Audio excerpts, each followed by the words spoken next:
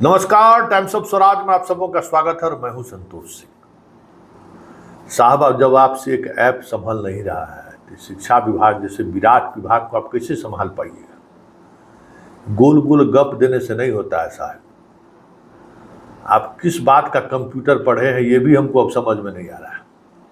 हम आपके योग्यता पर सवाल नहीं कर रहे हैं, लेकिन आप अपनी योग्यता को लेकर गंभीर नहीं है, इसलिए हम आइए सवाल कर रहे हैं। आज चौथे दिन भी अधिकांश शिक्षकों का अटेंडेंस नहीं बना है और प्रॉब्लम वही लोकेशन का है।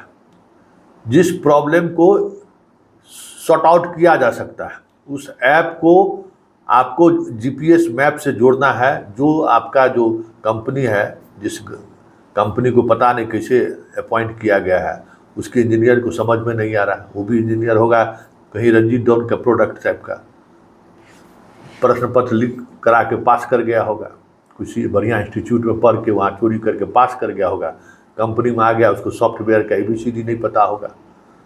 लेकिन दुर्भाग्य ये है कि आप खुद IITian हैं, कंप्यूटर आपका बेस सब्जेक्ट रहा है, PhD आपका कंप्यूटर है, फिर ये समस्याएं समाधान नहीं निकल रहा है, तो इससे हास्यास्पद स्थिति है ना।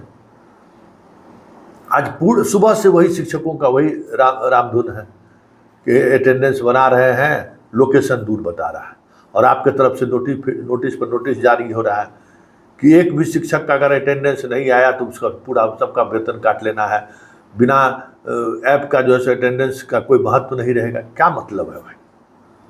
यहाँ ये तो गुंडागर्दी हुई ना। एक तो अपना मोबाइल उस शिक्षक का, अपना नेट, सब कुछ शिक्षक का अपना, और आपका जो है सो जो ये आपने रखा है शर्त, उसको पूरा करें। आप दे दीजिए ना। अरे भाई, सरकार का ये योजना है ना, सरकार के का राशि है, बात कर लीजिए। मोबाइल फ़ोन, एक मोबाइल फ़ोन सारे स्कूल में या टैब दिलवा दीजिए, क्या दिक्कत है? और ये अलग बात है कि जिस टैब का दाम 20,000 रुपया रहेगा वहाँ आप लोग 1 लाख में खरीदारी कीजिएगा, ये अलग बात है। कहेगा उसका कॉन्फ़िगरेशन विशेष तरीके का, क्या कॉन्फ़िगरेशन है पता नहीं, लेकिन आपका यहाँ रेट हो जाएगा 1 लाख रुपया। ये संकट है। तभी 1 लाख भी अगर हो गया तो 78,000 आपके पास स्कूल है, 78,000 लाख हुआ तो क्या है ये? इतना पैसा जो है समरसेबुल और टेबुल बेंच में जो चला गया है वो ये भी चल जाएगा। टैब दे दीजिए शिक्षकों को, स्कूल के प्रिंसिपल के पास रहेगा, टैब से अपना होगा। और नहीं तो फिर जो अपना बायोमेट्रिक है वो मैट्रिक दे दीजिए। तो गजब स्थिति है सर जी, कुछ कीजिए। लगातार यही शिकायत आ रहा है और समस्या ये है। देखिए, एक बात हम समझ में हमको आ गया कि विभाग का अधिकारी मनमानी कहे करता है, और विभाग शिक्षा विभाग में कहा ही मनमानी चलता है। लकीर का फकीर सब क्यों है सब, अब समझ में हमको आया है कि दूसरे विभाग में क्यों नहीं चलता है। दूसरे विभाग में कोई कम स्टाफ थोड़ी है। आप 6 लाख हैं तो सिपाही को कम है बिहार में? पुलिस डिपार्टमेंट में कम स्टाफ है? कैसे अनुशासित होकर सब कुछ चलता रहता है? कहीं बाएं दाएं होता है, जबकि 24 घंटा ड्यूटी उसका रहता है, क्योंकि वहाँ चीज़ें जो है ना व्यवस्थित तरीके से चलती हैं।